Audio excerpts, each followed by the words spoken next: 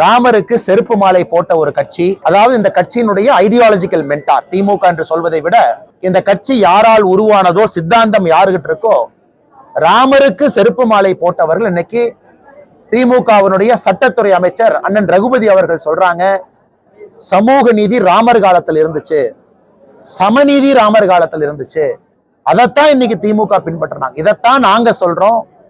ராமர் ஆட்சி வேண்டும், ராமருக்கு கோவில் வேண்டும்னு தொடர்ந்து சொல்றது. எல்லா கடவுளும் ஆட்சி ஆளவில்லை, ராமர் மட்டும்தான் ஆட்சி ஆண்டார். அதனாலதான் ராமராஜ்யம். இவங்க உள்ள ராமனுக்கு முக்கியத்துவம் கொடுக்குறாங்க. பாரதிய ஜனதா கட்சி எல்லா கடவுளுக்கும் முக்கியத்துவம் கொடுக்கும், மாரியம்மனுக்கும் சரி, கருப்பணசாமிக்கும் சரி, முருகபெருமானுக்கும் சரி, விநாயகருக்கும் சரி. ஆனா ராமராஜ்யம் ஏன் சொல்றோம்னா, மிச்ச கடவுள் ஆளவில்லை, அவர்கள் நம்மை வழி நடத்தினார்கள்.